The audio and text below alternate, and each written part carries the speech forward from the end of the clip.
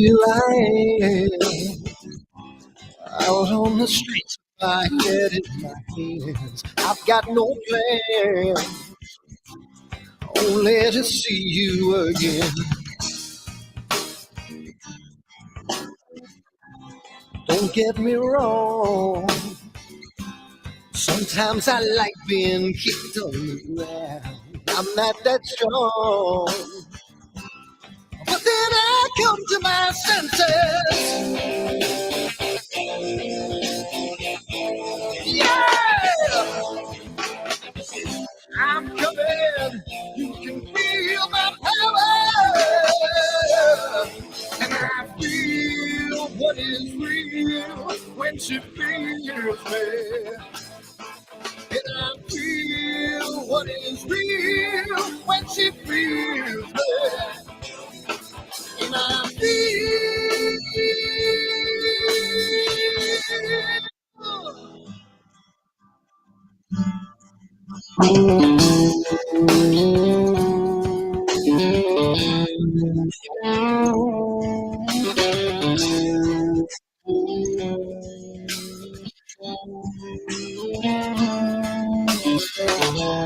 Don't be afraid to that man with the scar on his face. It's a charade. It's just the way you've been living. Yeah! I'm coming. Feel my power. And I feel what is real when she feels it. And I feel what is real when she feels it. Yeah. And I feel.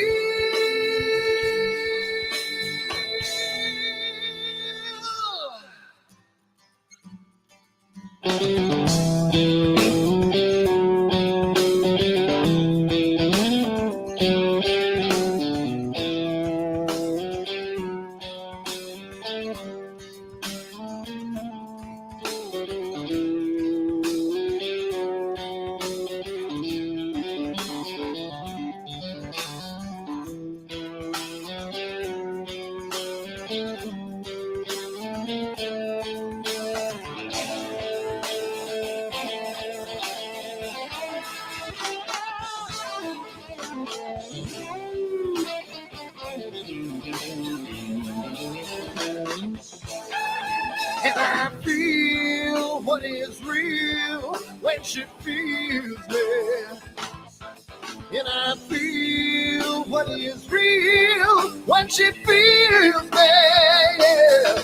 And I feel.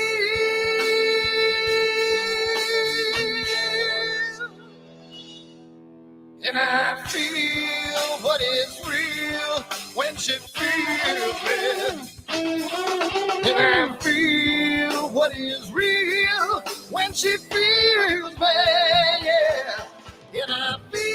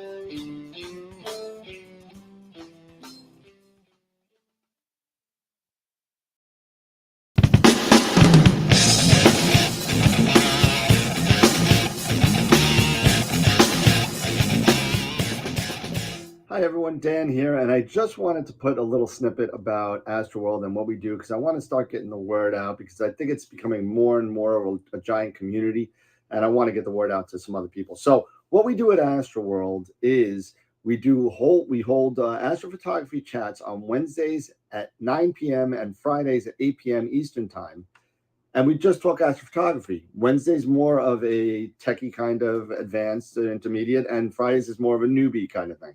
So if you want to check us out, and if you want to, hang out with some semi-decent people that like to go off the rails a little bit and have fun while they're doing it, come check us out at AstroWorldWeb.com, and you can check out the schedule, and you can sign up for all the free giveaways that we do. We just gave away an Eagle 4 Pro, an Optilong filter kit, Charles Brackenstein's books, and a whole bunch of other stuff. So come to AstroWorldWeb.com, hang out with us, have a good time, and as always, remember to keep imaging, keep educating, and clear skies. And I'll see you soon. Bye-bye.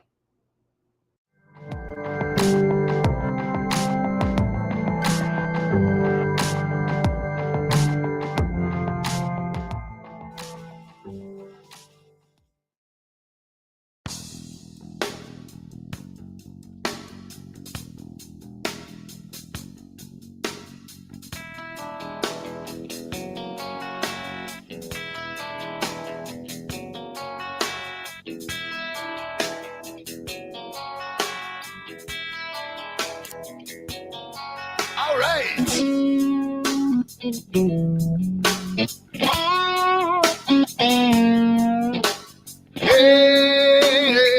Yeah.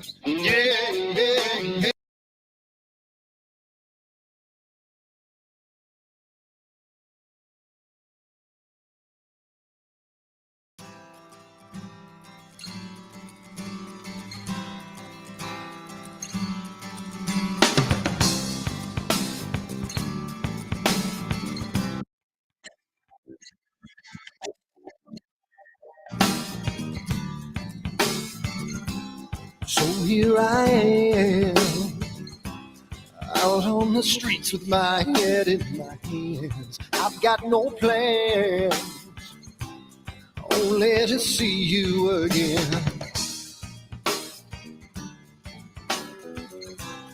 Don't get me wrong, sometimes I like being kicked on the ground. I'm not that strong, but then I come to my senses. Yeah! I'm coming, you can feel my power. And I feel what is real when she feels me. And I feel what is real when she feels me. And I feel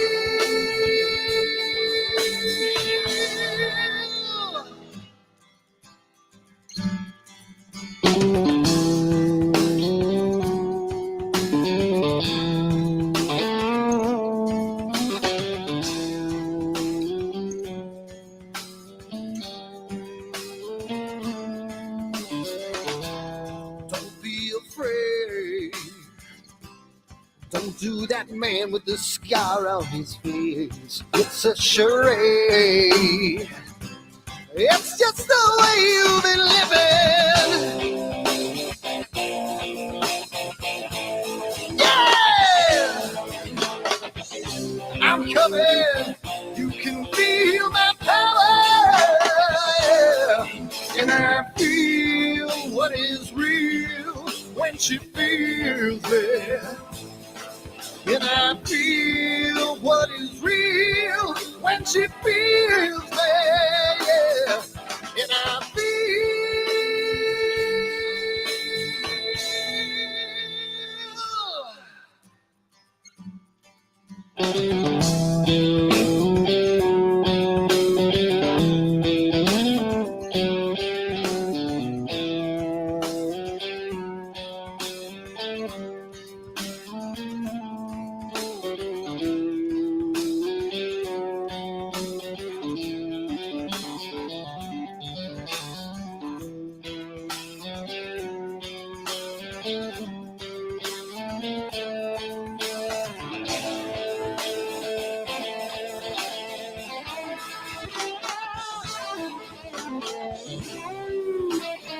And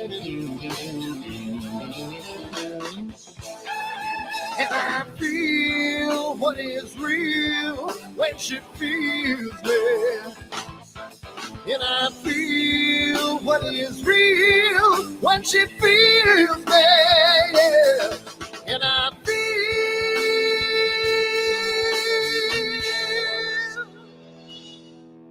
And I feel what is real when she feels me. And I feel what is real when she feels me. Yeah. And I feel.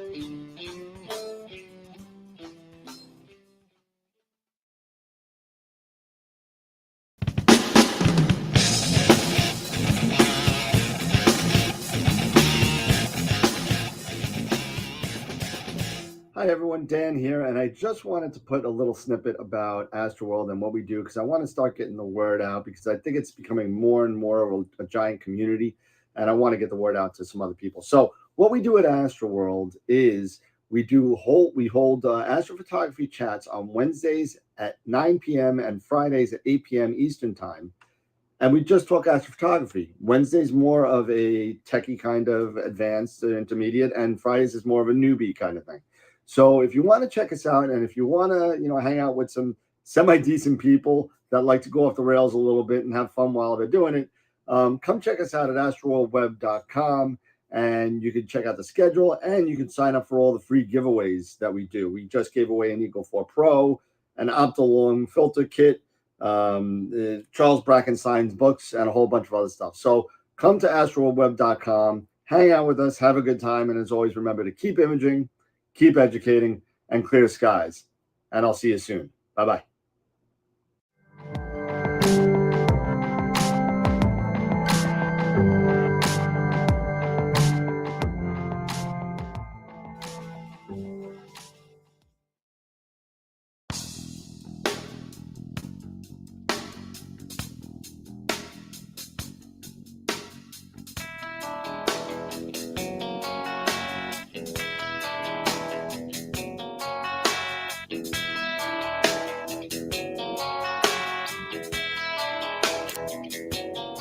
All right.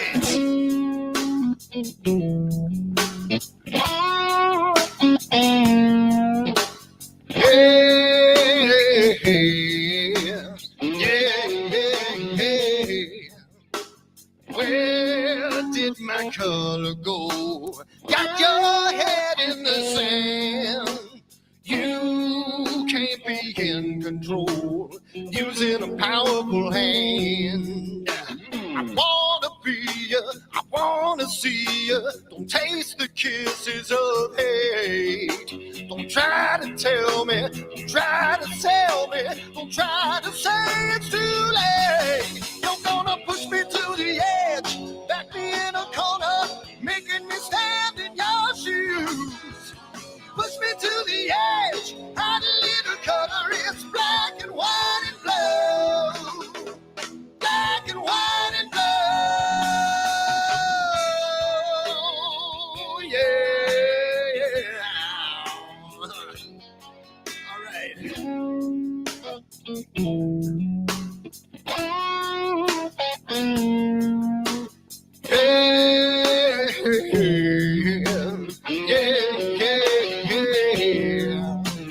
Cat learns to ring a bell. Rat gets free from the maze.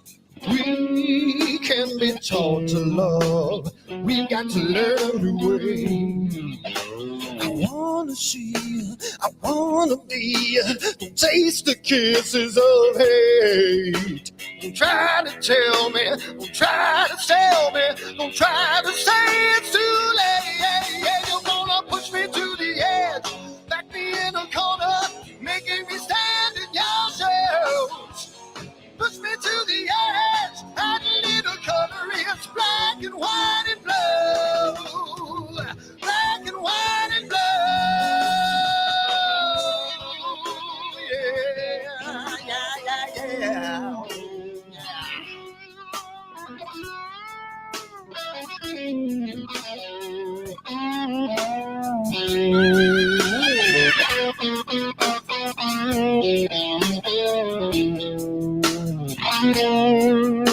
I wanna be, I wanna see, don't taste the kisses of hate. Don't try to tell me, don't try to sell me, don't try to say it's too late. Push me to the edge, back me in a corner, making me stand in your shoes. Push me to the edge, add a little color, it's black and white and blue. Yeah, black and white and blue. You're going black and white on the edge, back me in a corner, making me stand in your shoes. Push me to the edge, add a little color, it's black and white and blue. Black and white and blue.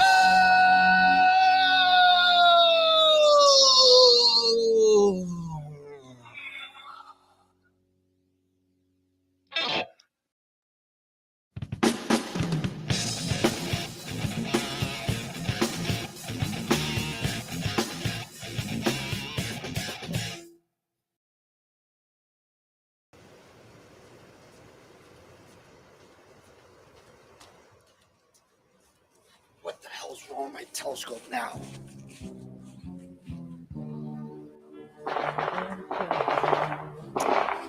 Damn, what's wrong with this thing?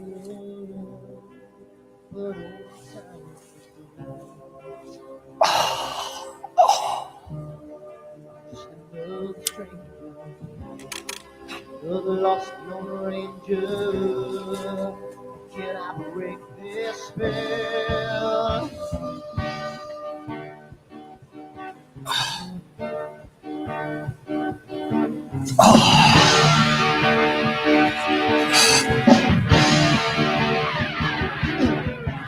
Do one thing right, do I make you do things wrong?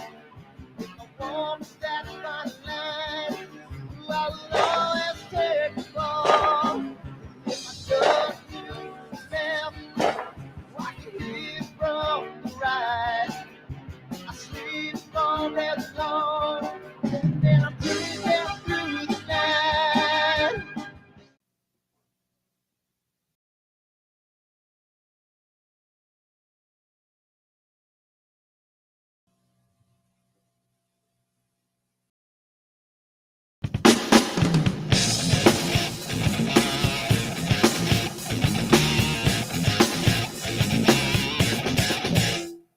I've seen a lot of bankers, and I've seen a lot of cops. I've seen a lot of lawyers pull out all the stops. I've seen a lot of children with their parents in their hands. I felt a lot of women refuse to understand. Well, I don't think I understand why we're making such a fuss. And I don't think I understand what's come of all of us. And I don't think I understand why we take the world for granted. I just want to get right back to Guitar Players Planet.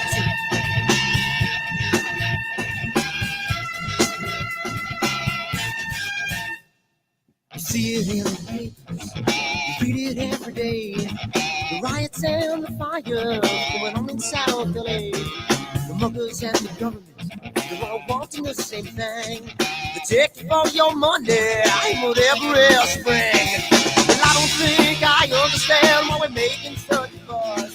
And I don't think I understand what's come of all of us. And I don't think I I understand why we take this world for granted. I just want to get right back.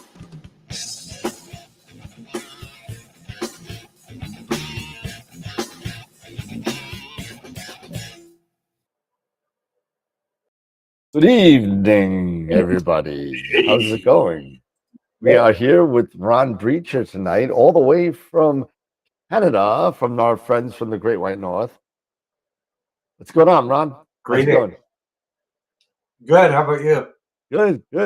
You know, it's good that, Great. I haven't seen you in a while, you know. I mean, I haven't been taking lessons. I haven't been doing anything, you know. It's been a mess. The last time we had a good chin wag was when you were sitting in my driveway, Yeah. you and me and John Yep. last summer. And are you coming back up for Starfest this summer? Oh, I'll definitely be there for Starfest, but you actually may have the privilege of seeing me way before that in April. Oh, So, great. so, so, When and I'll bring up some good whiskey too. So, are you going to be at NEAT? oh yeah. Yeah, I'm going to be there too. So Yeah, so we'll have two tables at NEAF. We'll have one table for the show and one table for the store. So we'll see will how you that be works at out. NEAC as well or just NEAF? On the fence. On the fence. I'm just going to be there for NEAF myself. NEAC was great last year, but it was just, you know, it was the 4 days was just so exhausting. It was so much. I know. You know. Intense. Yeah, I'm giving more talks. I might do an every other year thing now that I'm going to start frequenting, you know, NEAF. Maybe I'll do it every other year. I go every year just because I'm speaking at NEAC, which I love to do. Warren Keller, you know, my partner at Masters of Pix Insight, he's going to be at NEAC as well. We're both speaking there. Okay, nice. So far, speaking separately, but you never know when some tag teaming could break out. It'd be like, you know, Sting playing for, you know, when they come out in the crowd and they just like, you know, they just got, you know, it was great. I went to go see the Rolling Stones at Shea Stadium 20 years ago, and they're playing Honky Tonk Woman, and guess who walks out? You got Eric Clapton coming out playing guitar. so I mean, you had Eric Clapton on one side, and then on the other side, Bruce Springsteen comes walking across on the other side. Seriously? So it was incredible. What an incredible night! But you know that you know it can be kind of like that. It's just as big in the AstroWorld, man. And you guys just come across. It's like fucking Spock, man. You know. Yeah. What a show! Yeah, that was all. It was only for a couple songs, but it was pretty cool. So you know, they came in. So I'm going to be giving just going back to Starfest for a second. Yeah. I'm going to be giving a talk at Starfest this year, so I will definitely be there. Well, make sure that they spell your name right this time because it was always was it Ron Breakfast or something? You know, Brecher. That's what they are. At NEAC. Yeah, it was horrible. The spelling was just horrible on everyone, and yours wasn't the only one. There was like 5 different spell things that were on the banners. They were wrong and everything. It was like you're looking for the spell checker now, but yeah. So I think Plane Wave. They did something funny. It was with Plane Wave. It was Plan Wave. It was Plan Wave. Plan Wave. Yeah, it was Plan Wave. Oh man, but yeah. So what you been up to, man? And I got you know, before, after we get into the whole conversation, I do have a technical question regarding Blur Exterminator. So later on when we get into it. So what's going on? What you been up to? Well, it's been cloudy literally since the end of October. We had 2 we had 2 short clear breaks on December 14th and 15th. And there was a clear night when I was in California. I went to the Nightfall Star Party in November. I remember. Yeah, you and Tom were hanging out, right? Yeah, Tom Bramwell and I hung out there. Oh man, it was fun. We had a good time. And but it was so dry. I got back, my lips were falling off. It was brutal. Oh no. But anyway, so after coming back, not much in the way of astronomy, at least no acquiring myself because of the weather. So I played a ton of music. I've been playing a lot of music, and both acoustic and electric music. And of course, I'm still doing tons of astronomy during the day, right? Because I teach with Masters of Pix Insight, and I teach privately. So lots of astronomy, just not acquiring my own stuff.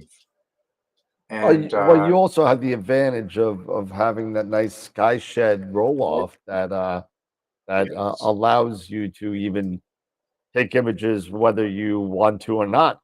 you know, it'll just do it. And there was, like I said, when I was in California, there was one clear night here, but I was like drinking from a fire hose in California. We had every night was fantastic, and there was dozens of scopes to look through. So I didn't worry about not imaging for a night at home. Yeah. But I am I did make I had 3 clear nights this week, or like in the last week, I guess. And I totally made use of it. Did some troubleshooting on a little off-axis guiding issue that's solved now, and got 3 really nice pictures. I'm using this Celestron C14 Edge HD that Celestron loaned me, and I don't know if they're ever going to get it back. I'll tell you. I don't blame you. No, They're going to have to come get it. They're going to have to come get it. But they're gonna have to rip it from Michael with dead hands. Don't take it. Don't take it from me. You know, when a big scope like that is all mounted and all the hardware's connected and all the cabling, management, everything, you can't just come in and take it down in 5 minutes. No. Wait, somebody's breaking into my observatory and trying to steal my C14. And it's got a big Celestron jacket on. You need 2 days, because the first day they'll come with metric tools or something and have to go back and get What do you mean it's SAE? What are you talking about? I got to throw a shout out to Dylan O'Donnell is in the chat. So welcome, Dylan. Hey, how's it going, man? Going on, man? Hey, listen, and Ron, I'm going to hold you up to this, man. I swear, I've been talking about it for 3 years, and I haven't pulled the trigger on it. I haven't done it yet.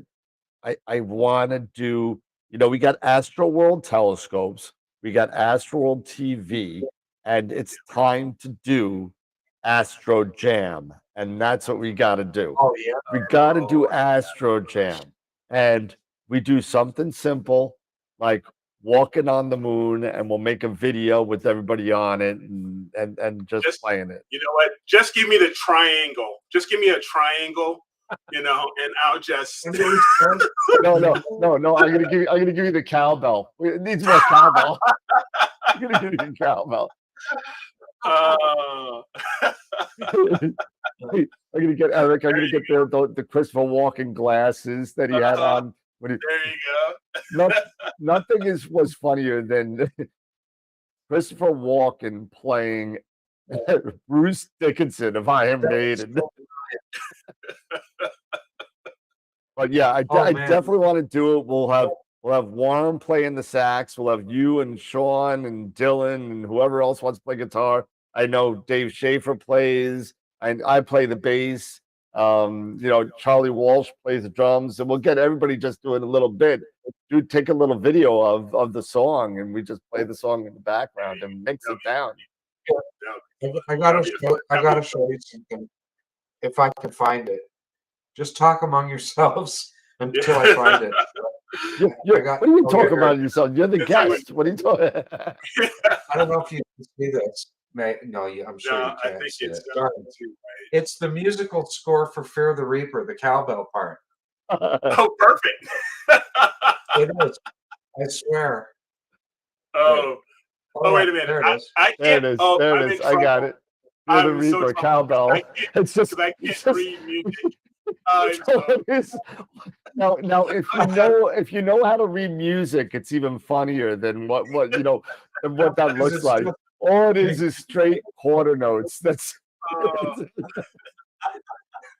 Oh, now all you need is like a like all American pair of Speedos, and you're good. oh, yeah. oh gosh. Can you believe I have that on my phone? The What a geek. Speedos? No, the Oh. Oh, cowbell. the There's no Speedos on my phone. Oh man, I don't yeah. even think I've got any Speedos in my drawer. oh my goodness. Oh man, but so Ron, we know. I think we all saw your picture of the Needle Galaxy that just came out Yes. a couple days ago. Looked beautiful. And I'm assuming most of the stuff that you're doing now is with that C14, because you pretty much had that thing put together. I remember when I think your first picture, I think I was there for it. I think or very early in the time that you got it. You were there for the first light. The first light, right? I was Yeah. so proud. Yep. Yep. That was Yeah, that was in August. yeah. I think you were Yeah. doing the dumbbell. I think if I remember right, Yeah. dumbbell. Yeah, Yeah. the dumbbell. I think you were doing No, the crescent. The crescent. the It was crescent. the crescent. Okay. Yeah.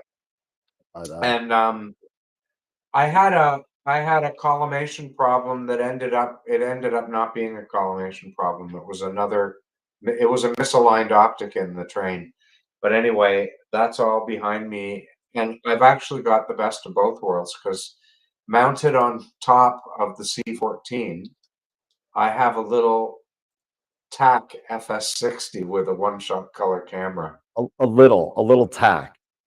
Just a little one. Seriously, it's a 60 millimeter, right? So It's still a tack. 360. Yeah, it's great scope. But on nights when the transparency is good, but the seeing is crappy, the C14 is really too big. Yep. To get a good picture, but I've got the little 60 millimeter to do nice wide field stuff on. So Yeah, there you best of both Nice. worlds. That's awesome. That's awesome. But, And if I ever get stuck, I can use it as a very expensive guide scope. yeah, just a little bit,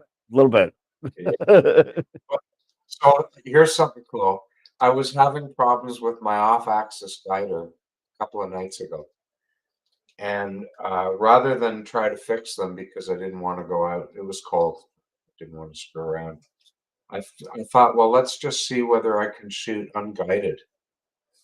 So I shortened the exposure time to 1 minute, and I have a good mount. It's a Paramount MX. The pack is trained, periodic error is trained, and I have like a 200-point pointing model. So I went unguided for 1 minute, and I got 3 hours. I didn't throw away a single frame for 3 hours. Wow. But I couldn't really go longer than 1 minute. 1 minute. So, yeah. But that's that little galaxy cluster that I showed you, Dan, before the Yeah, show yeah. started. Yeah, if you want to show That it, was feel free to show it if you want. oh, sure. So toggle screen sharing. Let's see, entire screen share, and let me. So for this one, I actually have to show you in PixInsight because I haven't got a JPEG of it yet. Do you see my screen okay? Yes. Yep. We sure do. Okay, so open recent project.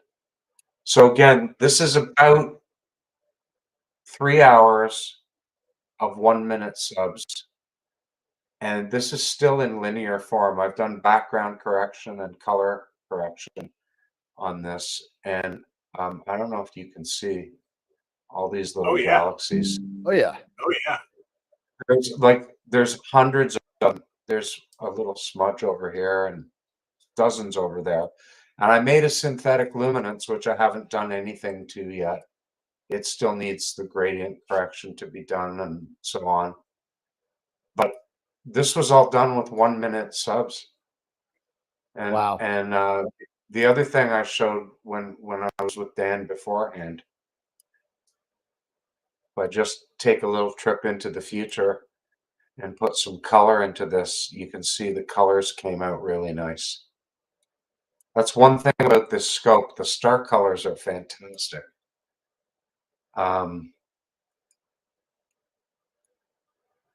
Yeah. In which 60 millimeter is this?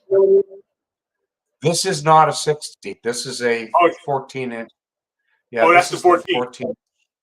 Okay. Yeah, and so that is 3,912 millimeter focal length. Wow. Yeah, that's Jeez. yep, that's some reach. That is some Oh, it's serious nutty. reach. And you're shooting that natively, right? You got no reducer on that. Yeah, so I'm shooting at f11. Okay. Oh, that's right. And 14s so are at 11. yeah, you would think that that would be really like photographic. It is really photographically slow relative to everything else. But even in 1 minute subs, because the read noise of the cameras these days is so low. And I'm actually using the double correlated multi-sampling readout mode. It's a new mode, readout mode in QHY that gives you better read noise effectively. So 5 1-minute exposures is a lot more like 1 5-minute exposure than it used to be. Wow. Technology. Yeah. Improvements, innovation. It's great. Yeah. Yeah. So even at f11 with 1 minute subs, I'm getting really good signal. I'm getting great results. And that Now was that 3 needle hours worth? that was only 3 hours. That is crazy. Even the needle galaxy was 4 hours and change or something.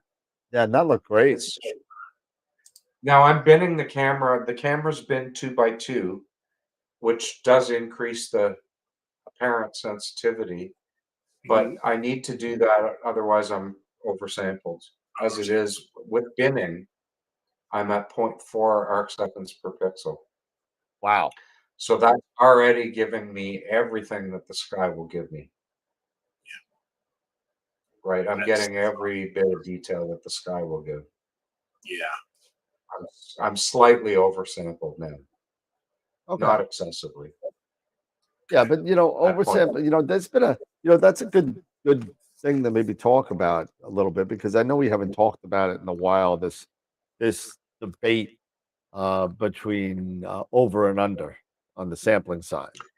And people say, some people say, well, undersampling, you can dither, and oversampling you can correct with other software. So I know a lot of people would say they'd rather oversample than undersample. And what do you think about that? I think that so each of them has disadvantages, and neither of them has much advantage compared to correctly sampling. So when you are correctly sampling the sky, first of all, for people who don't know what that is, that means that you're milking every bit of detail out of the sky that it will give you given your equipment, right? And this really comes down to image scale and the Nyquist theorem. Now, before we get into that, if you're shooting wide field Milky Way shots, none of this matters. Right. Right? So when I produce a picture, I'm not expecting people to zoom in to the level of 32 pixels and pixel peak, but they do. But that's not, that's not what I presented. I presented, say, the needle galaxy. Yeah. Right? I meant to look at the whole thing. Okay, but that said, if you want to take advantage of what the sky will give you, you need to know what you're seeing is. Because the problem that you have to solve, here's the problem that you have to solve. You have an analog signal coming in from the sky, and it's being captured in a digital medium. So the question is, how many pixels do you need to adequately sample the analog signal so that you can reproduce it digitally? Okay. Okay. So the answer is 1 pixel's not enough. If you tried to sample a star with 1 pixel, you'll get a square star. That doesn't look anything like the thing you're sampling. Right. 1,000,000 pixels is probably too many. You don't need that many to show a round star. So the answer's somewhere in the middle, right? And it turns out that's where the Nyquist theorem comes in. And what it basically says is that if you get your sample, get your star on a 3x3 grid roughly, that's almost enough to sample it. So really what you want is for an image scale to be about 1/3 of your seeing. Right. So if you live, like I live in Southern Ontario, my average seeing is around maybe 2.5 arc seconds. I'd like to get, ideally, 1/3 of that to adequately get everything the sky will give. So like 0.7 Now, or so. right. But on my best nights, I get 1.5 arc seconds. Okay. So really, I want to be at around 0.5. With the C14 and a binned my camera binned, I'm at 0.4. Nice. So I'm pretty close to where I should be. So now let's look at what are the advantages and disadvantages of undersampling and oversampling. If you're undersampled, your smallest stars will look square. Yes. Not enough pixels, right? You can ameliorate that with drizzle processing, which was a technique developed for NASA, right? Or by NASA, I should say, to get more detail out of the Hubble. Right. And so that's drizzle. The problem with that is that you end up with humongous images. So if you have a 6,000 by 4,000 camera and you drizzle, upsize it by 2-fold, you've got now huge image to process, and your computer may not be up to it. The other thing is for drizzle, you need for drizzle and upsizing, you need lots of well-dithered frames. Yep. Not everybody dithers, and not everybody gets a lot of frames. And if you shoot 5-minute frames like I do, you may not get as many frames as you need. Maybe you should be shooting 1-minute frames if you plan to drizzle. Okay, so that's the downside of undersampling. Square stars, you can somewhat fix it with drizzle. Usually if you're undersampled, means you have a nice big field of view, so that's a positive. Right. So what's the downsides of oversampling? Well, you basically have empty magnification, right? Well, everything will look bloated, but you can downsample that. But if you were going to downsample it anyway, then you might as well bin your camera or get a smaller telescope. Yeah. And that takes you to the other problem of oversampling. You paid too much for your mount. Yep. Right? If you're oversampled, it means you're using higher resolution than the sky will give you. And so you could have gotten away with a shorter focal length and therefore a lighter mount to carry all your equipment, which means you save a little bit of money.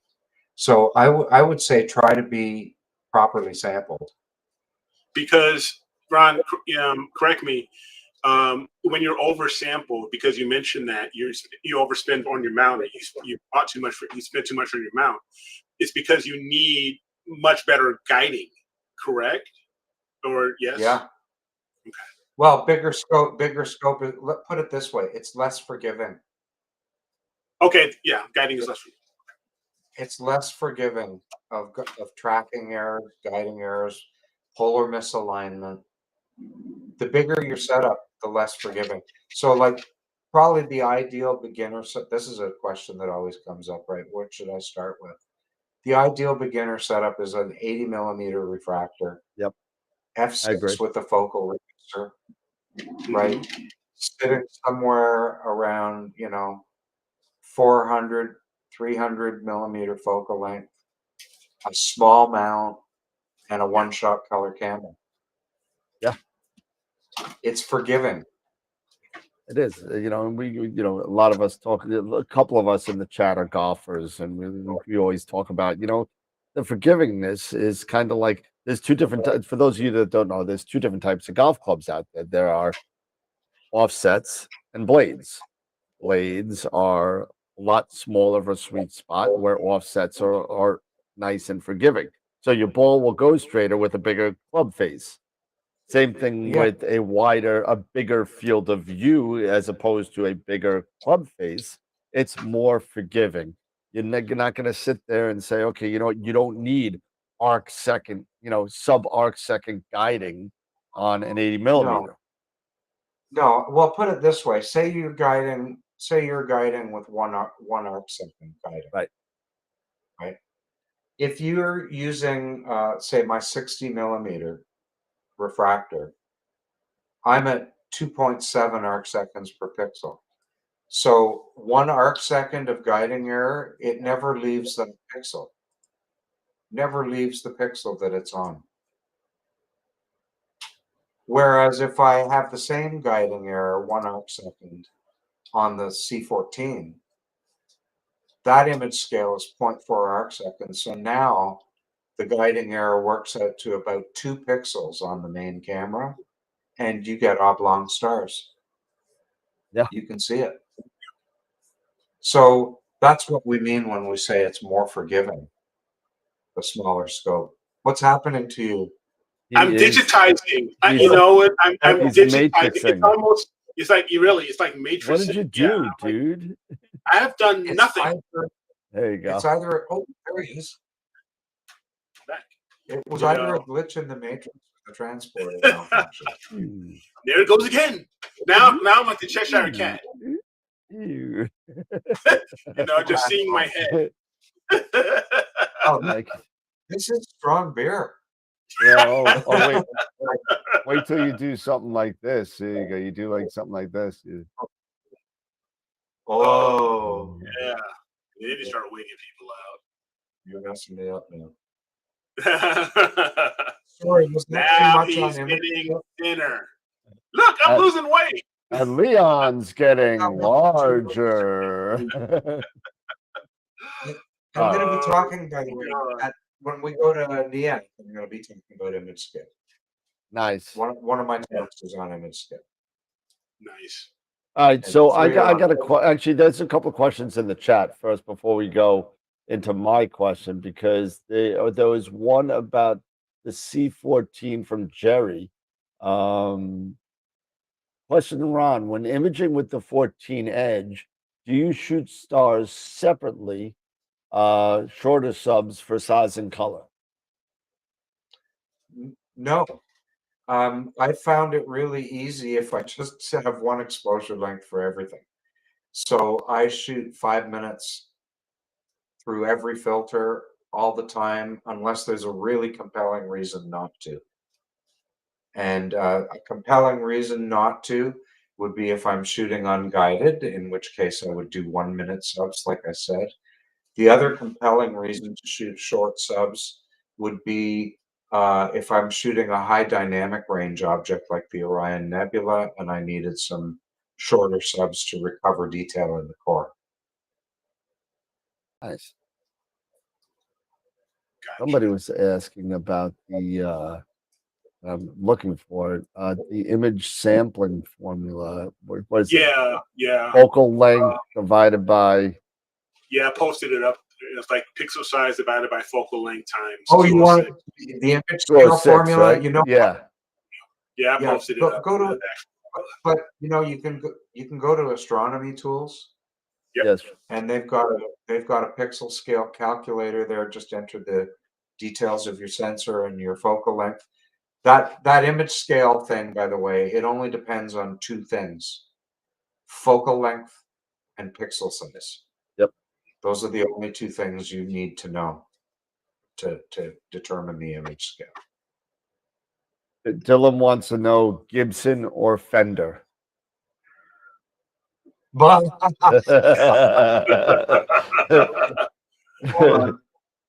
He's going to take out the PRS now. That's what he's going to do. No. Don't get me started. Don't get me started. I think we already did. Yeah. This is the carbon fiber monster that he was talking. He got the carbon fiber. This is an Emerald X20 carbon fiber. And this is just one of my carbon fiber guitars. This one, this is a little, so Dylan, go on to Emerald Guitars. Yeah, I know They're Emerald. made in, this is a 12-string short scale. And it's all of these, they're completely carbon fiber. I don't know if you can see the carbon weave very well. Yeah, a little, yeah, a little now I'm bit making on the black. Yeah, now now you can. Yeah, you might see the sound hole is offset at the top, which goes up to the player. And this little guy has like a mandolin voice. You can barely hear the music, but Wow. Yeah. So yeah, and I also have a Gibson and a Fender. But they, and I have a Martin D28 that unfortunately may never come out of the box again. These carbon fiber guitars are ridiculous. yeah. So We do have another question here for either of you want to answer. Chris was asking, how do you determine your seeing quantitatively? How do you determine? You basically you determine it by proxy. It's not an accurate measure of seeing, but it's close, and that is the full width half maximum of a star in focus. Okay. That is effectively you're seeing full width half maximum or more stable half flux radius. But really, that's just a proxy. It's just a proxy for your seeing. Got you. So you can use it more for relative seeing. So on a night where I'm getting full width half maximum of 2 arc seconds, my stars are 2/3 the size of when it's 3 arc seconds. Does that make sense? Yep. Maybe. Perfect sense. But effectively, if you divide, because the Nyquist theorem only requires division by 2, if you divide by 3, you'll have enough. If you take that full width half maximum, divide by 3, that's going to be about your optimal image scale. And also, you can't get too hung up about this. So plus or minus a factor of 2, you're in the sweet spot. Yep. The real key thing, like for me, I want to avoid any square stars. That means I'm leaving detail on the table. So you want to look at your smallest stars to see how your sampling is. Yeah, so I got something. I got something for Dylan since he's in the chat. Give me 1 second.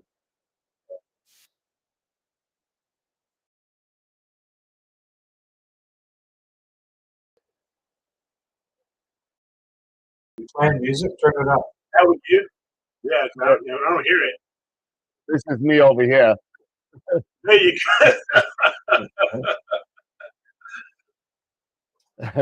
There you go. And just a flashback. There you go. There's the there's the Rado man with the Rickenbacker. There you go. So Yeah, Josh, your question, can you determine you're seeing from something on ASI Air? It's I believe yes, you can. When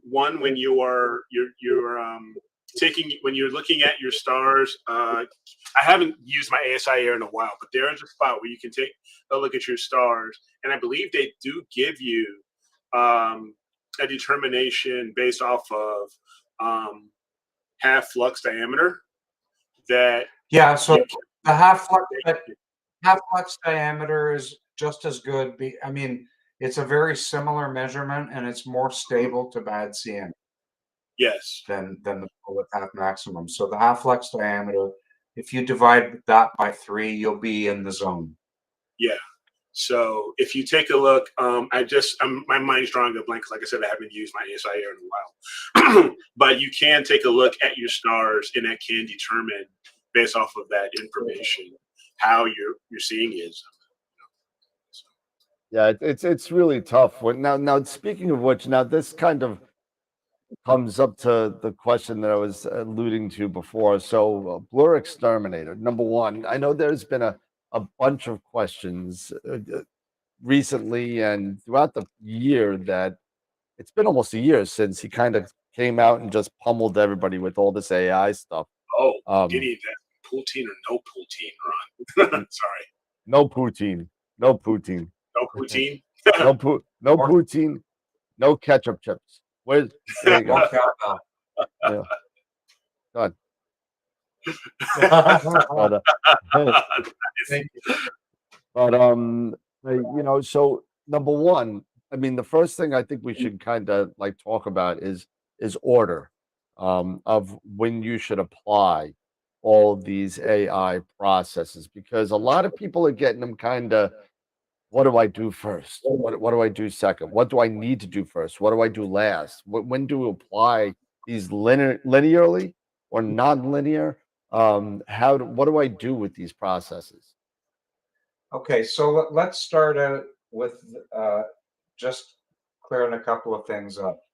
The tools may use artificial intelligence to do their job, but you need actual human intelligence to swing the hammer, Yeah, if you know what I mean. Okay, absolutely. so it's not just because we have the tools doesn't mean all the pictures come out fabulous. You can really overdo it or not hit it hard enough. When should you? And then the other thing I wanted to say, because I get asked, and I'm going to answer, but Russ Croman does a great job documenting his tools. If you read about those tools, he really does give a great explanation of when to use them and how to use them and when to use different options. But to cut to the chase, Blur Exterminator I use very close to the beginning of the workflow. Let's say we're working on a color image. I would do gradient removal with either DBE or gradient exterminator. I'm talking in PixInsight, by the way. Right. If you're using Photoshop, you could use Russ Croman's gradient exterminator or GrandExpert. So I do the gradient removal and the color balancing, and then I do the first pass of deconvolution, which is correct only. So there, all I'm doing really is fixing the stars so that when I do color calibration in the next step, the stars are in as good shape as they can be. Right after that, I do Blur Exterminator again. Okay. This time with default or adjusted settings to do the full deconvolution. So that first pass on the stars only was just to prepare them for color calibration. After color calibration, I do Blur Exterminator again. Actually, you know what would help here? I'm going to turn my screen on again. Okay. This would really help because just give me a second here. In PixInsight, I use icon sets, and they show the order that I do things in. So if I just open up one of my icon sets, this is like my default set. Oops. So the way my icon set works is I have a utility belt up here and a utility belt down here. They're not really part of the workflow. This is the linear part. This is the stretch. This is the nonlinear part. So what I do is I make my color image and maybe a synthetic luminance, and then I will crop both of them. Then I'll do background neutralization with either DBE or GrandExpert. Sometimes I try both because you get different results depending on which one you use. I might need to solve the image to use spectrophotometric color calibration, but one way or another, the next main thing is color calibration. If I have things beside each other, you do one or the other, but not both, or not all of them. So I might do plain old color calibration, or I might do spectrophotometric. I told you that if you have chromatic aberration, what you really want to do is have this correct only blur exterminator before color calibration. I'm updating my icon set as we go. And then afterwards, you want like a standard pass of blur exterminator here, right after color calibration. I'm renaming it. Then I take the stars in. So you were asking the order I do things in: blur exterminator, star removal, noise exterminator. And if you look at everything that I did in the linear state, it was all about taking stuff out of the image. So took out the bad, I started to take out the bad edges, take out the gradient, take out the blurring function of the atmosphere, take out the spurious color, take out the atmospheric effects again, separate out the stars, take out the noise. It's all taking stuff out. Then I stretch. And now everything else is about enhancement. So if I have hydrogen alpha or oxygen, I add it here. And then you asked, do you do this in linear or nonlinear? All of these were in the nonlinear, or were in the linear state before stretching. The only thing I do after stretching with these tools is noise reduction, because then I can do a second stretch. And then all of this is just enhancement. And here's where I put the stars again, which I process separately. Okay, now I will breathe. Nice. All right, that's a really good explanation. Appreciate that, because I know we've had a lot of questions. Eric, you got some lighting. Yeah, I don't know what's going on. It's just all of a sudden. I've been fixing it on the fly. I've been I'm falling apart. It's you okay. Really are. It's okay. I'm just like, I'm falling apart here. I am so gonna. I wish I could just. I wish you were wearing a green shirt. Then you'd just be like. Yeah. Then I. You know what? And then it would all probably work together. I would just be headless. I'll be bodiless. I'll just be a big head floating around. Yeah, that's it. You'll be like Max Headroom. I think the real Eric has been abducted, and this is an imposter. Digital imposter. I know, it's crazy. Let's see if I do one thing, Ron, what has you mentioned a lot of AI, and there's all these other tools that have been coming out from different people, new scripts. How have you had a chance yourself to experiment, or do you use it regularly? And what does your opinion say on like generalized hyperbolic stretch, for example? Yeah. So I teach PixInsight, right? I teach in groups and I teach privately. So I wouldn't say I've achieved this, but I try to learn every process and script in PixInsight. Certainly everything that's in the general release, and as much as I can about the add-ons, mostly free add-ons that people write. And I have to be able to use them to be able to explain why I don't use them. Okay. So that said, now you asked about GHS. Fantastic tool.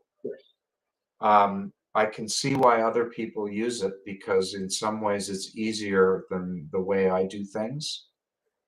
But I get better results using histogram transformation, followed possibly by an HDR technique. And now there's more than one, right? In addition to HDRMT, we've got Russ Groman's color-corrected HDRMT. And Jürgen, I'm going to say the name wrong, Jürgen Turpe's script that does, it's called Create HDR Image. and it's installed. If you install the Graxpert script, you'll find that in your toolbox, and it's the best method I've found for HDR compression.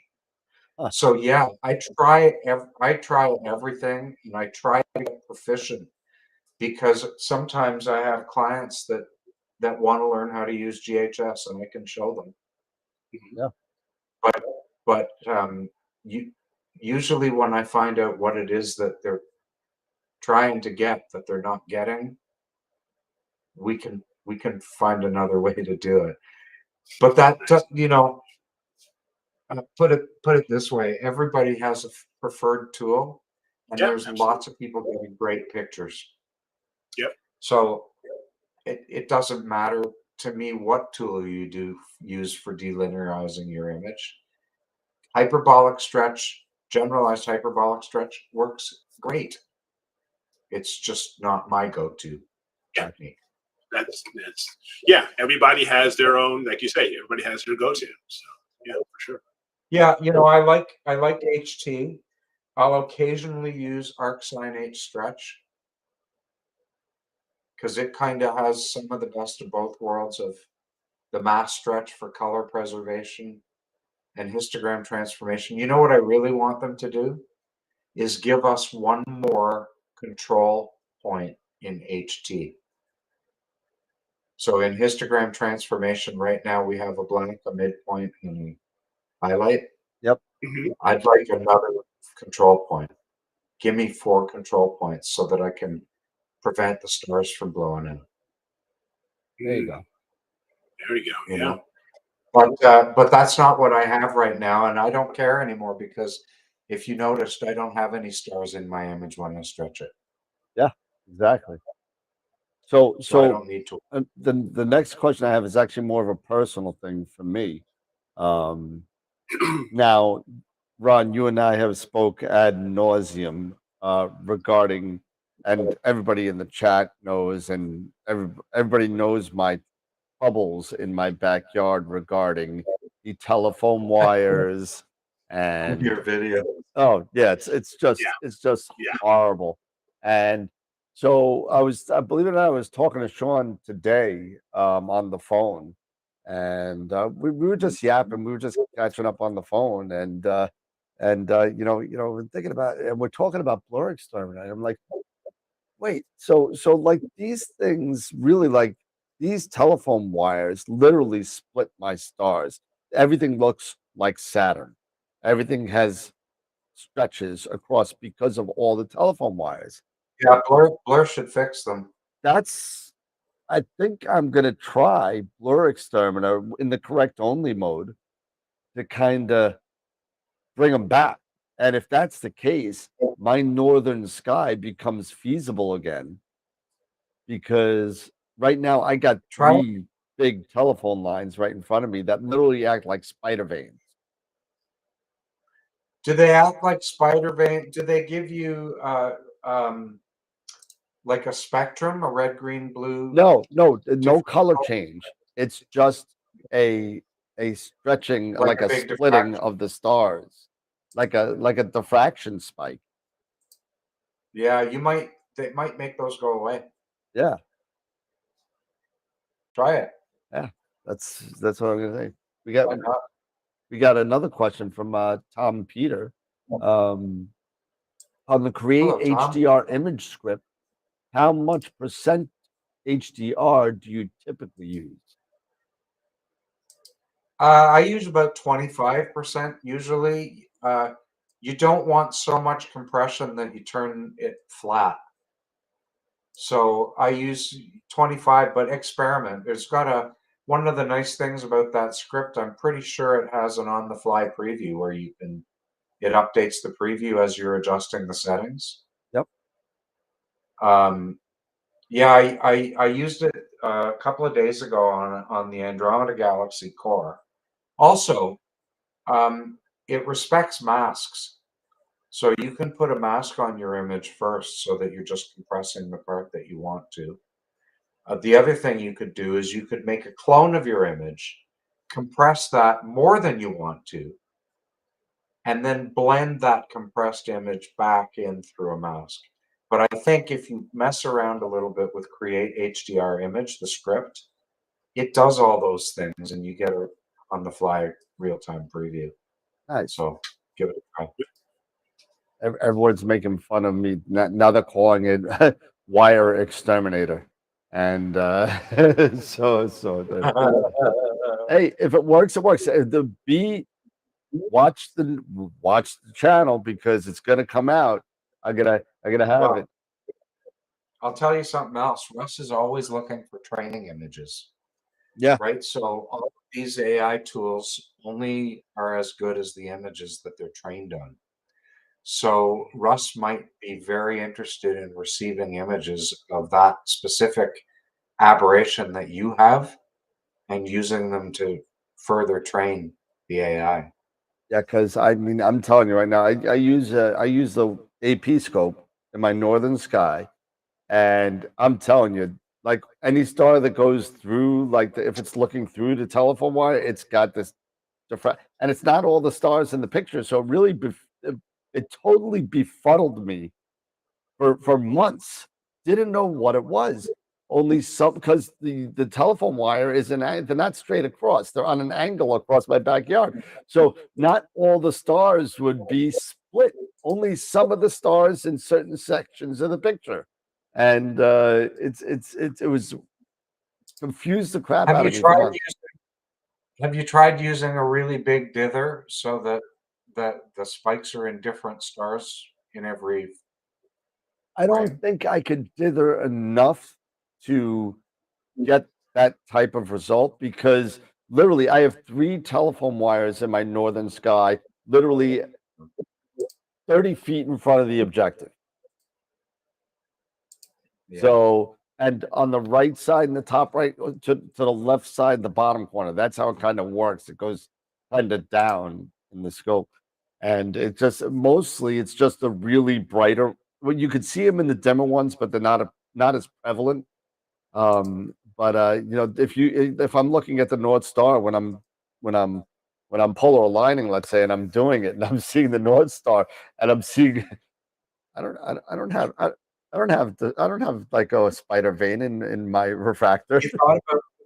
Have you thought about putting some fishing line across the refractor so that Yeah, all your I was stars just gonna do it one way because it's all set the other way. So I'm just gonna go on a 90-degree angle and get some scotch tape and then I'm good. But hey, yeah, Everybody's saying, Chris, this is Dan. Dan just needs to move. Matt's saying, simple solution, move. I do.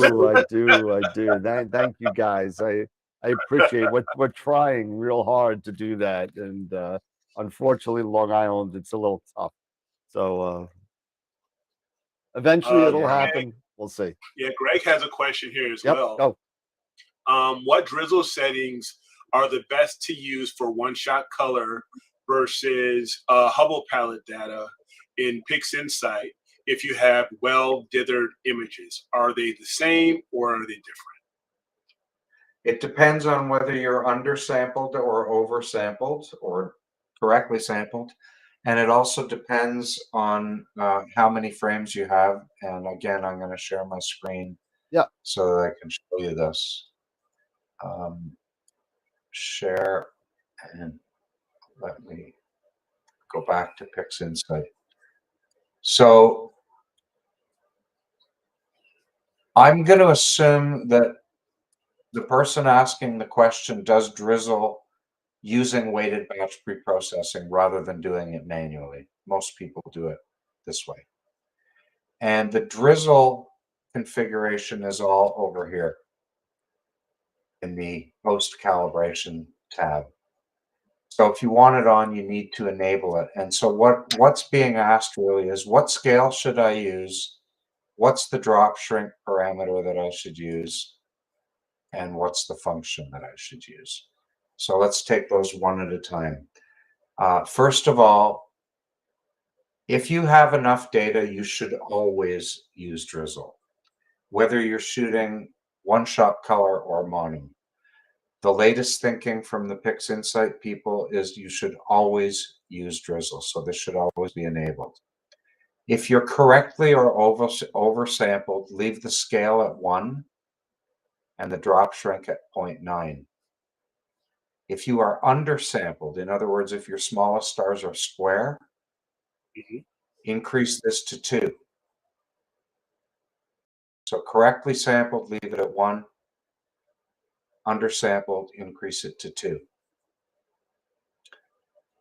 The function square, I use square, circular, or Gaussian depending on how many frames I have. So if I have, say, 25 or 30 frames, I'll use square.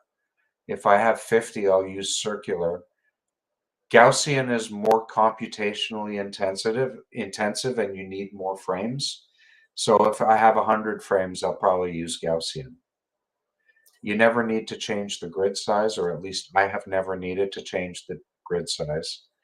And when you get to the end, compare the drizzled result to the regular result. You'll get both. And look at the smallest stars in both images. And you'll see that the square stars that you had in your undersampled images will be cleaned up. So the rules again are always drizzle. If you're undersampled, scale it 2 times. If you're correctly sampled, don't scale it up. Drop shrink around 0.9 is usually pretty good. And the function you choose based on how many frames you have, 25 for square, 50 for circular, 75 to 100 for Gaussian. Those are guidelines, not rules. They're not based in, let's say, in detailed mathematics that I've done myself. They are the guidance that I've read from credible sources at PixInsight. This is how I understand them. Okay. Now, you mentioned the number of frames. Now, when you're talking monochrome, you are referring to if you're using 20, if you have 20 reds or 20 greens, each of each filter, not overall. Yeah, you're that's talking correct. each per filter. Yeah, that's correct. For monochrome cameras, you stack them 1 filter at a time, and it's how many go into the stack that is the count of how many frames. Yes. This drizzle configuration would be applied at, maybe it would help if I loaded up some files. Now, they're talking also, someone mentioned, what are we calling well dithered? How many pixels is well dithered? I also have a follow-up on that is how many lights, all right, when you're dithering, how many are we talking? How many are you dithering, say, every 4, every, are you calling every 6, every 3? Yeah. What? Yeah. So dither every frame, costs you nothing. Dither every frame, that's what well dithered means. And as far as the amount of the dither, you should be able to see the stars move a teeny bit between frames. If you can see it, that's enough. And in terms of the number, I aim for 3 pixels on the main camera. Right? The point of moving things around is that the bad pixels always stay in the same place. So when you later on register all the good pixels, the bad pixels go out of alignment and they get rejected. That's why we dither. So dither every frame. If you dither every 4th frame, then what's happening is that that bad pixel falls in the same spot on 4 frames. And now the rejection algorithm might think it's starting to look real. So dither every frame, a few pixels. So Tom's got a question regarding if I'm sampling correctly, what's the purpose of drizzling? The purpose of drizzling is to improve the resolution. Try it; you'll see a difference. And also go onto the PixInsight forum and look for the recent guidance from Juan Conejero on drizzling. But it basically the other thing you can do is take your drizzled and your undrizzled frame. And I want to come back to something. But you can go into, I'm going to exit out of here. You can go into process, image, and image statistics. And you can get the statistics on your image, including the signal to noise ratio. Actually, signal to noise ratio, you're better off to go use the, under image analysis, use the SNR script that comes from Hartmut-Bornemann. Yeah. And that'll tell you your signal to noise ratio. And you should see a signal to noise ratio improvement in the drizzled versus the undrizzled frame at the same sampling. So if you don't even scale it up, if you just use 1 times drizzle or no drizzle, so they're the same size and everything, you'll see the drizzled version looks better. Now, if you're using a one-shot color camera, there's a different reason to always drizzle. When you debuyer, your images, there's a type of interpolation that goes on that doesn't happen when you do drizzle integration. The decoding of the image is done differently, and it produces a better result. It used to be, actually, I think it might still be in the manual drizzle process. It used to be called CFA drizzle. Yep. Yeah, there it is. Now that happens automatically in the script if it detects a CFA image. But this does that. I'm going to call it debayering, but it isn't debayering.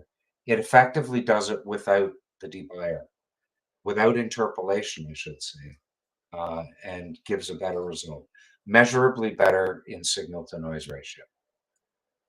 Hopefully, I answered that question. Yeah.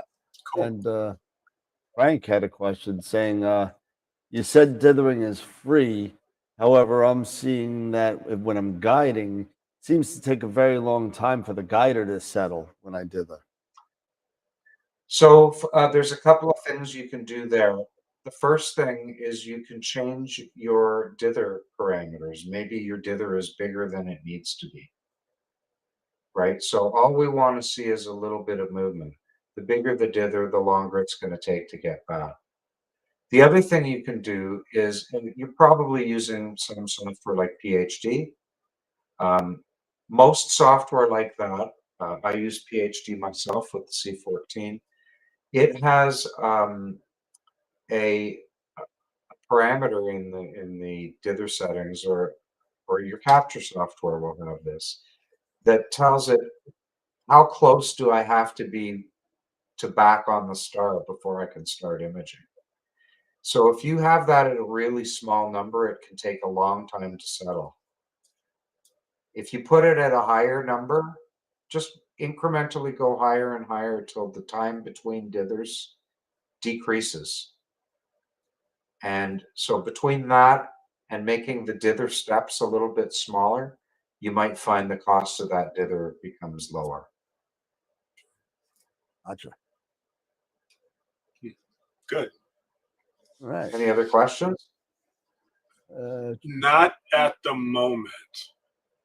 My dithers now, by the way, so when I had my settle tolerance set at 0.5 pixel, right?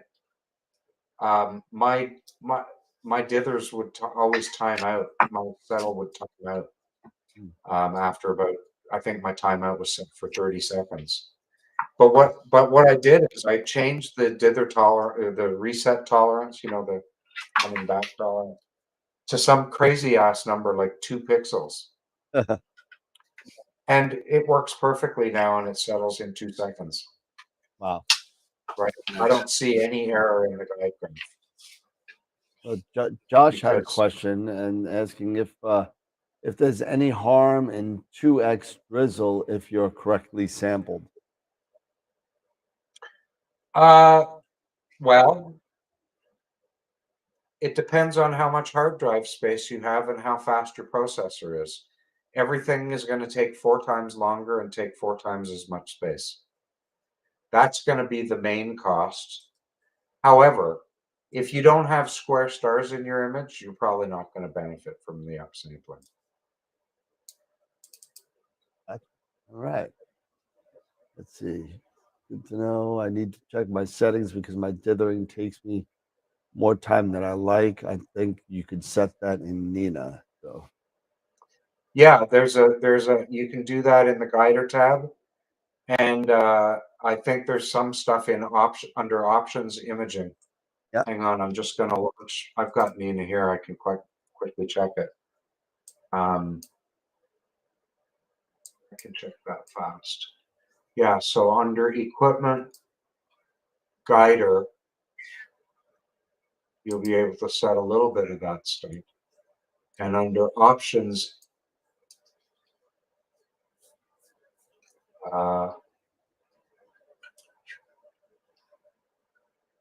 just a second here.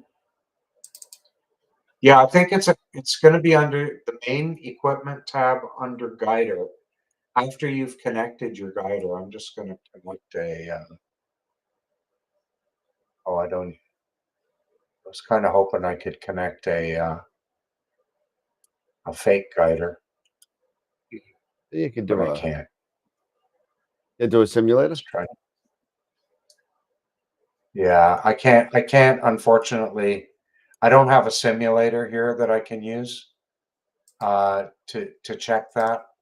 But I'm almost positive it's on the equipment guider that you'll be able to set all that stuff. Gotcha. I'm not connected to the observatory computer. I have a copy of Nina here that I can use just for looking Just at play little around. stuff. But if you don't connect, you can't see it. Gotcha. Oh man. So there was one website that I used. I don't know if any of you all have heard it. It was called the Interactive Dithering Calculator. And yeah, you probably have to put in the image scale of both.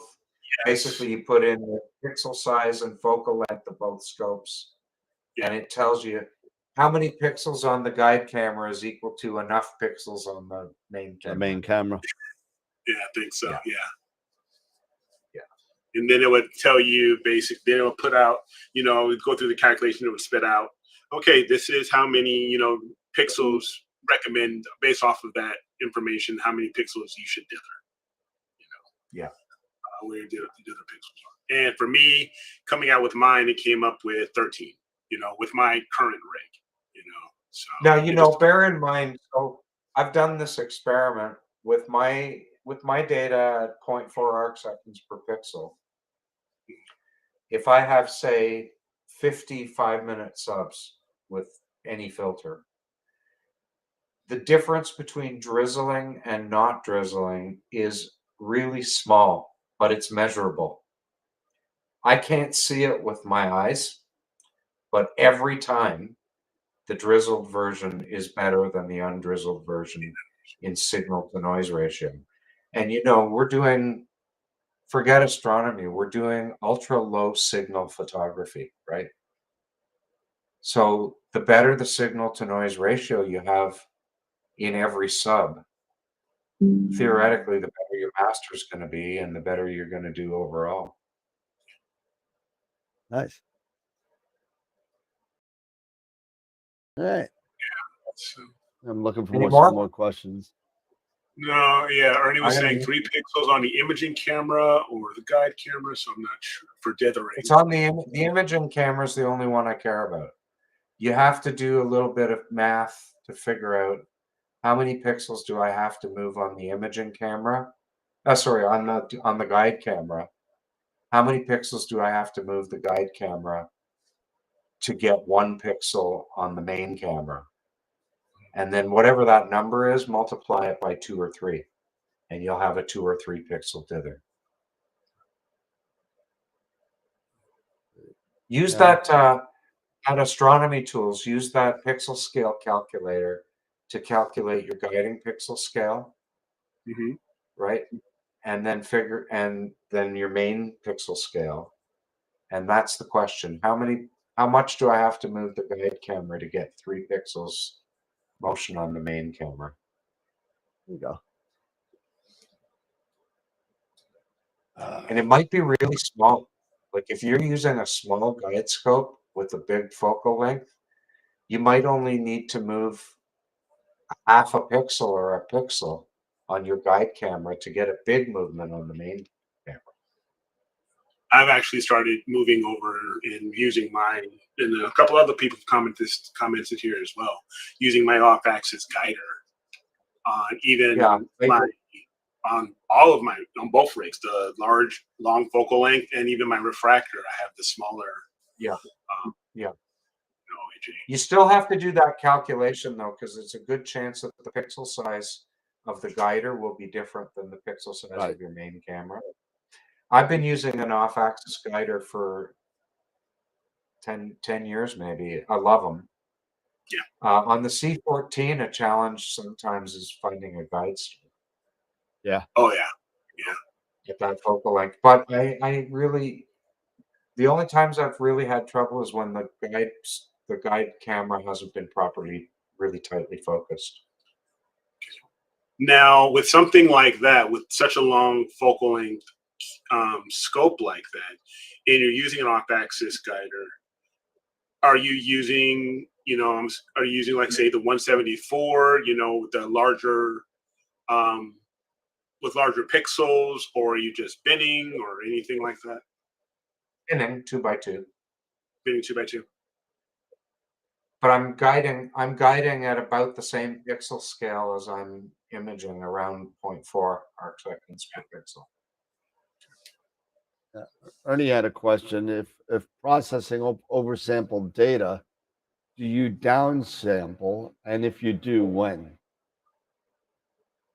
If you've got seriously oversampled data, you can downsample it before you do anything to it. Like after you've made your masters, you could downsample at any time. Okay. And do you use Sooner the Celestron OA? Again, it takes 4 times as long. If it's got more resolution than the sky provided, you don't lose anything. Yeah. Which OAG are you using on that? Are you using the Celestron one, or I'm using a QHY integrated. Well, it's not integrated, but it's made basically for that system. Gotcha. Yeah. It's in front of the filter wheel, so it's not affected by changing your filters or anything like that. Yeah, I had a gentleman that was I was testing their telescope, and we actually this image train put together. It looks like we had the Monster Moag from Astrodon on it. Yeah. Really nice auto guider. And I'm sorry, off-axis guider. And turns out that it was installed backwards. So the tilted side was facing, the flat side was facing towards the camera. So it's funny. I've never seen a picture come out this way before. So it was like it was half light and half dark. So it's like, what is that? What is it? I mean, I'm thinking, well, did the prism drop? Is it too high? Is it too low? I'm like, and then I said, let's open this thing up, and I open it up and I look inside. I said, that's not right. So yeah, you want to make sure that the flat side, the flat side of the prism is star side. So telescope. Yeah. So it was funny because we were like looking at it for like an hour. We're like, what the hell is going on? And flipped it over, and everything was fine. Now we just got to get it focused. It's tough to get it in focus. So because he's at an 11-inch edge, and that's a nice scope too. Yep. But I think one of the things that we were looking at was the way his image train was. His rotator was behind the off-axis guider. So when you rotate, exactly. So when you rotate something, so the rotator was closer to the camera than the off-axis guider. So now when you rotate it, you're doing flats. I'm like, dude, all your dust motes are going to be in a different spot no matter what you do. If you're doing it off axis, so you can't do anything. So he can't really get it into focus because you can't get the camera close enough because the off axis guider is too far up the train. And so now we had to take that apart. We had to do a whole couple of troubleshooting there. So Usually the manufacturers, if you're using like an integrated set, if you're using one manufacturer's stuff, they'll have diagrams that show you exactly what spacers you need Yep. so that your OAD and your main camera come to focus at the same point. Yep. So that and $2 will get you a cup of coffee. Absolutely. Because that's not always so Frank easy. had a question here. Can one-shot color camera data be bent to reduce resolution when using a long focal length telescope without losing color info? Lots of forums discuss this, but I haven't seen a good answer. I tried it recently and I wasn't able to get color because I found it confusing too. But no, you can't bend your color camera. If you do, you lose your color information. That's horrible. Okay. Oh, we got On the other Corin hand, in the chat there. Got another question from Jerry.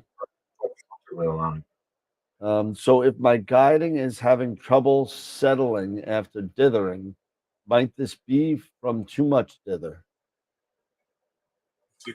Probably not, but it could be. I mean, guiding is really notoriously difficult to nail down, especially if you're new to it. You have to do the experiment. So if you think your dither might be too big, make your dither smaller. And remember, your dither doesn't, first of all, do the calculation. Do this by your objective. Your objective is to get movement on the main camera by a few pixels. So figure out what that looks like in a dither. You might find that you need much less than you're doing. If you're using an external small guide scope to guide a bigger scope, you may be doing much more dithering, like a bigger dither than you need. Frank had a question here, and I actually shot him my answer here, but I'd like to hear from you guys. In PhD 2, which guide algorithm should be set for RA and declination? Is there any reason to change it from hysteresis? My personal answer with this was to rely on the guiding assistant. If you use the guiding assistant, a lot of times, and you go through the maybe 1 or 2 worm cycles, it will come back and make recommendations. I know for me, on declination, I switched, I believe, to low pass 2 is what they recommended for me.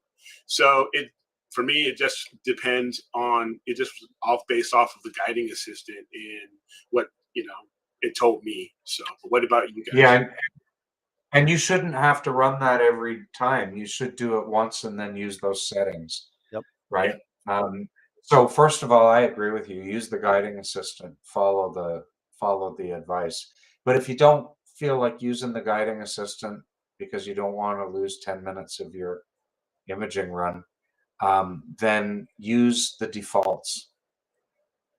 Right. Use the defaults. With hysteresis and do whatever. They're going to be right most of the time. And one big thing that people sometimes have trouble with is it guides fine on one side of the sky, but as soon as you go to the other side, it runs away. You can't guide anything. Yep.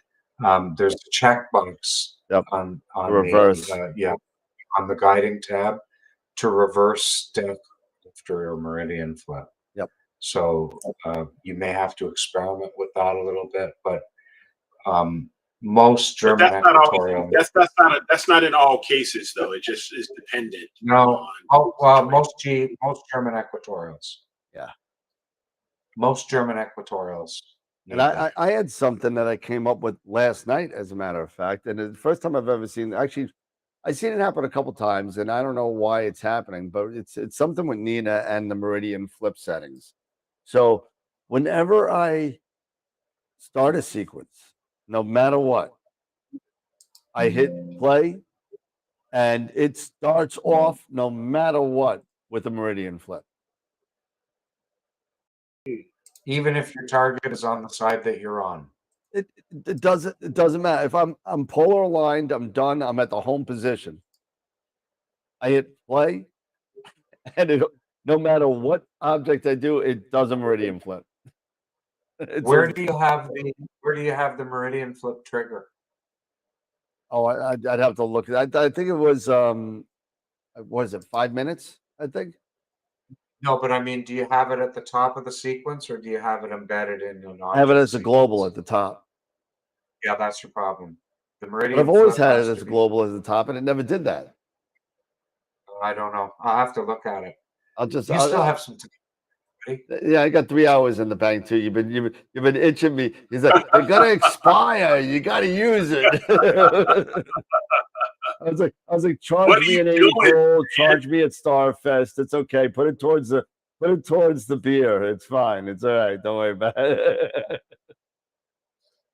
Yeah. No Jason problem. was saying, yeah, ever since going to harmonic mounts, guiding has been a breeze. I agree. I'm sure. Good. Sure. I mean, I've been getting. I was talking to a gentleman today about the Nix 101 that I have, and I've been using it for well over a year. I have one of the first Nixes that came out, and I'm still guiding in cruddy New York skies. Bortle 8, seeings 3 to 4, and it's horrible. And I'm still getting like 0.6, 0.7, which is way below what I need to kind of have round stars, because my seeing is for garbage. Yeah, But exactly. so everyone's like, "You getting 0.6 on Long Island?" I said, "Yeah, I'm getting 0.6 on Long Island. There's no problem." That's your guiding, like your RMS arrow? Yeah. Yep. Yeah, that's good. That's Yep. good. That's good. So yeah, I'm typically around 0.3 to 0.5 arc seconds Yep. for guiding total. Yeah. Maybe it's a wire flip and not a meridian flip. It sees the wire. It thinks it's a new meridian. So look, see if you can throw one more question at me, and I think I'm gonna go take some NyQuil and hit the Sure. sack. Yeah, Sure. sure. I'm looking here, and no, I think we've covered mostly everyone's question here, unless somebody's gonna drop one in here really quick. No more guitar questions? No more guitar questions. It doesn't look like it. No. We got to do Astro Jam. That's what we got to do. We got to get that going. It's crazy how many astronomers are involved in music and vice versa. So weird, It's right? ridiculous. Yeah, it is. But if you think about it, what we do is art in a form as well. So I mean, music is an art. Being a painter is an art. Doing this is an art. I mean, you're painting. You're just painting with photons. So I mean, it's the same thing. So it's definitely all an art form, and I think that's the common thread that between astronomy, astrophotography. There's a lot of famous astronomers also that were very, very into music as well. Oh yeah. Actually, Chris had a question. He's like, "Can Ron adopt me? I could be like a foreign exchange student. You can get free pics inside." There you go. We can put them on the treadmill, Ron. No problem. No Awesome. problem. I'm actually looking for somebody to adopt me. Somebody that has a big telescope in Chile and swimming with movie stars. There you go. There you go. All right, Ron. Well, hey, listen, it's been a pleasure having you again. Thank you for coming on. It's always a great time coming and hanging out with you. I miss you and Gail and the rest of the fam. We got to get to know each other pretty well. We're gonna see you soon. Oh yeah, see you soon. Yep. I'll bring Jen up too. Before I go, I completely forgot. Oh yeah, Prue, right? So You know, I'm one of the people that teaches the Masters of Pix Insights workshops, and Pete, we have a workshop coming up on the 13th, next Tuesday. I'm going to be processing a photo of the clouds of Auriga, so IC405, IC410, the Oh, spider nice. and the fly, Spider and the fly. you know, that beautiful red field in Auriga. So I'm going to be processing that photo basically live from start to end. And if you come, you get the data, you get to do it yourself. And Awesome. we have a $5 discount for that. And the coupon code is MOP, MOP, MOP. And you can register at Masters of Pix Insight if you want to. We'd love to see you there. It's a lot of fun. It's getting to be kind of like a family. We get, you know, anywhere from 50 to 200 people at every workshop. That's So, awesome. lots of fun. Putting it in That is the great. That is absolutely great. putting in it the in the chat chat box? right now. So Yeah. I'm gonna make 100% sure that Pete, that I gave you the right code. Just give me 1 second here. use mop. Yeah, just checking. Yeah. Can't I find it now? Probably because I asked yesterday. Come on. I have to check somewhere else, but I want to verify this.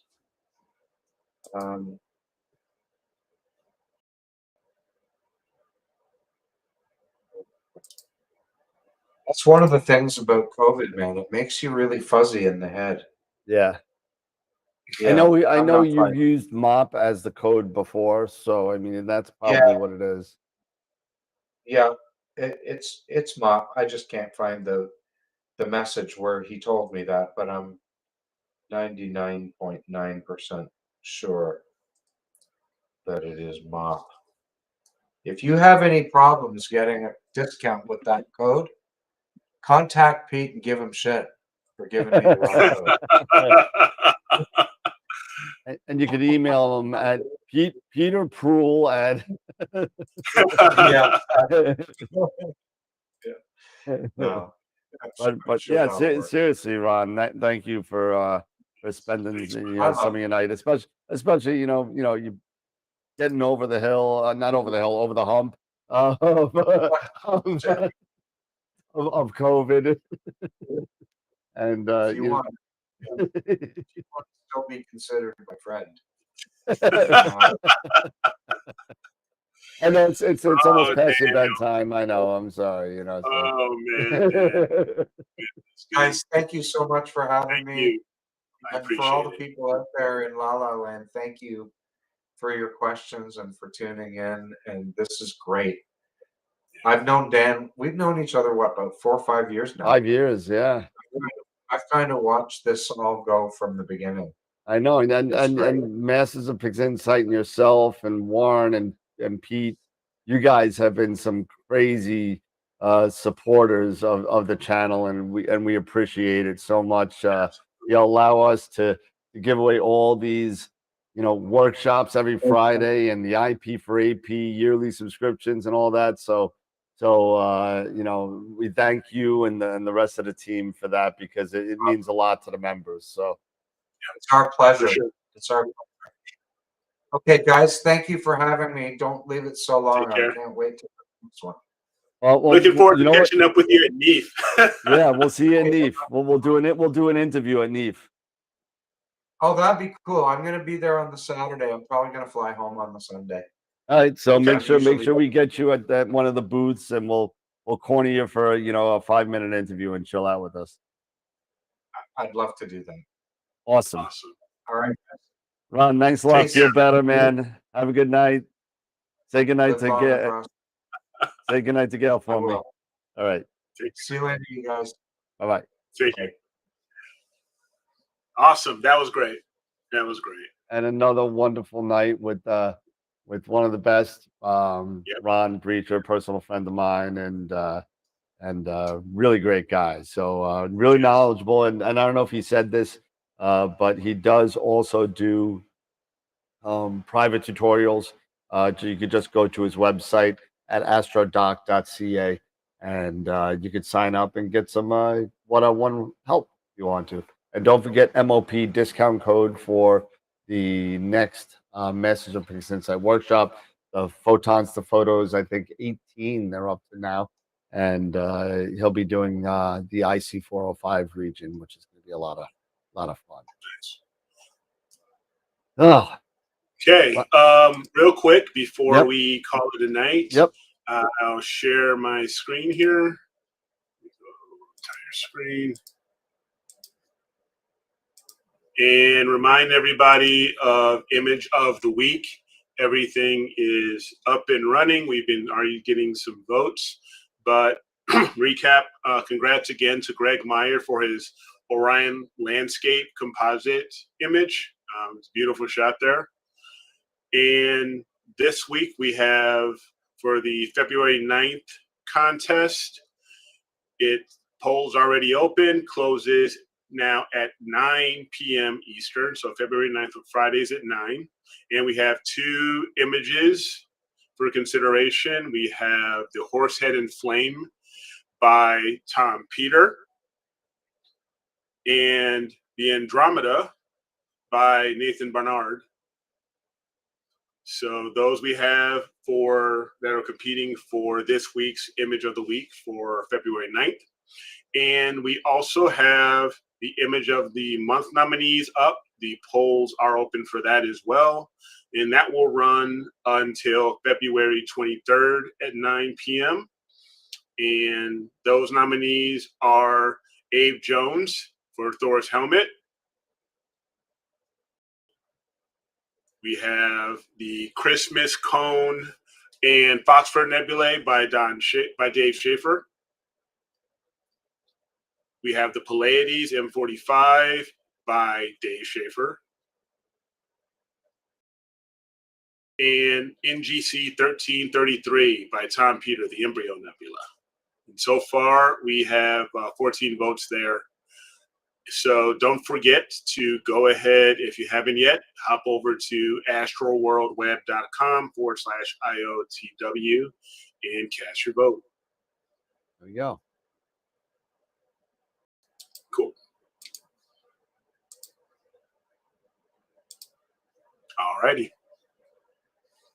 I have to switch your lighting back and forth. Yeah.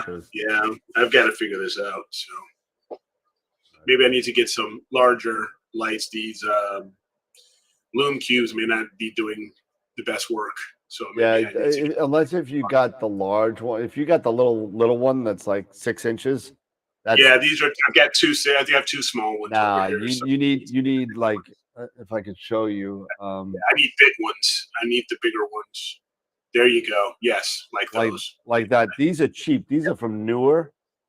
Mm-hmm. They're the barn door ones. You get the 2 of them with the stands. Mm-hmm. For like $50. There you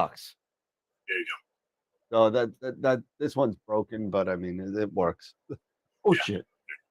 Oh, don't let it fall on you, man. It's already broken. I dropped the S word. Yeah.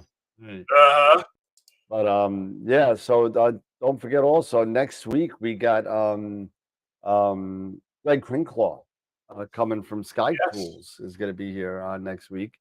Followed by the 21st, we got Bob Denny coming up. He's going to talk to us about alpaca. And then I'm working on George Helios, and that name may be familiar. He is the writer of the Pix Insight third-party plugin, Hocus Focus. So he is from New York as well. So he is going to be hopefully coming on. We're setting up some dates with him. And then in March, right before the solar eclipse, we have Alan Friedman coming on to hang out with us. So, and that's going to be great guy. Eric and I met him at NEAF last year, and he's a really nice guy. And he's got like a galleria opening up a up in the Buffalo area, if I'm correct. Go check it out. Just Google search Alan Friedman Solar, and his website will pop up, and you could go check out, see what he's got coming. So it's going to be a lot of fun. What else? So picture of the week, picture of the month. Oh, calendars. I've been getting a lot of questions about calendars. Okay, so the final proof has been mailed to me already. I'm just waiting for it to come in, and I know it's a little bit later than what I thought that everybody would be getting them by. So I do apologize for the January winners that it didn't come out in time. But you know, the calendar is on its way to me. Once I approve it, I will place the order for the 30 plus calendars that are back ordered, and hopefully you'll get them very soon. So I should see those probably within the next day or so, and then I'll place the big order. So I apologize for how long it's taking, but I just wanted to make sure it was right. That's all. All right. All right. I guess that's about it for tonight, ladies and gents. Great show. Final thoughts, Mr. Eric? Yeah, Mr. Pixelated over here. Yeah, no, no. Just again, I need better lights. Yes, I need better lights. No, again, thank you again to Ron. For his time. Thanks to everybody for joining us. Really appreciate it. Really appreciate the continued support. And don't forget to give us a thumbs up if you've liked, this show and like the other shows and the things that we're doing. If you're on Facebook, don't forget to share the show. And hey, if you see us on the replay, if you don't forget, thumbs up. We would really appreciate it. So, and it's all it really is just a click of a button. So. Yep. No skin off no skin off your back. And please, if you're really a super fan, and a lot of you people that are in the chat are literally here every week, take a link to your favorite show. All you people are on social media. Take a link from a show from 2 years ago. I don't care. And post it on Facebook. Post it, whatever. Hey, check this out. Check that out. Look at what they're doing. They've been around 5 years. You don't even know who they are. Check them out. And share the show, and share a link to your favorite show, to your favorite guest, to whatever you want. It helps out the show to get the viewership up, so we get more people involved, and we get, and listen, I'm not saying I don't love the same 30, 40 people that are in the chat every week and twice a week. But it's nice when you see a new name there and you say, oh, I haven't seen that name there. So and they usually have a lot more questions. And it's nice to get new blood in. So please share the show, share a show with somebody in your social media, whether that be Instagram, Twitter, Discord, Facebook, whatever social media platform you're on. Just share a link and see, let people like it. Even if you just want to share my Close Encounters video, that's fine, or my Pennywise Halloween commercial. So whatever the case may be. But thank you all for your support, your membership. If you're a member on Patreon and/or YouTube, thank you so much for your support. We got a lot of stuff going on coming up. We got NEAF coming up. We have Cherry Springs coming up. We have Starfest coming up. So Eric, you better get your VMix rolling, or you're gonna be zooming it or whatever. I don't care. Yeah. Nope. We gotta be able to touch base on that so I can get the. We got to get Eric to a star party, because he has yet to be at one. Because the last one he chickened out of. So chickened out, right? Whatever. But thank you again to Ron. Yes. No other final thoughts for me, but it's time to go to bed. I've been up since 5:30, so I'm dragging a little bit here, so I apologize. But everybody have a great night. We'll see everybody for. Oh, Eric, Constellation for Friday. Yeah. Constellation for Friday, and I picked one for you. Oh, great! Picked one. Awesome. So, it's you got the giraffe, Camelot Dark Pallidus, or whatever the hell it is. Yeah. And I Camel? stayed with the C's. I stayed with the C's. So believe it or not, yeah, it's camelot or whatever, but it's Yeah. the giraffe. So go figure that Yes. out. And then I got Circadia or something. It's the compass in the south. So I don't know. Okay. So Okay. I don't think there's anything in it, but it's just as bad as the cat. It's just as bad as the giraffe, I think. So, so maybe a quickie. But so we got the two C's. We got the C squared going on, and that's what we're going to be doing. So, Yeah. enjoy the next 2 days. Enjoy Hump Day and Hemp Night, and we'll see everybody Friday night. All right, everybody. So remember, keep imaging, keep educating, and clear skies. And we'll see you in a couple days. Have a good night, everybody. Take care, everybody. See ya. Bye bye.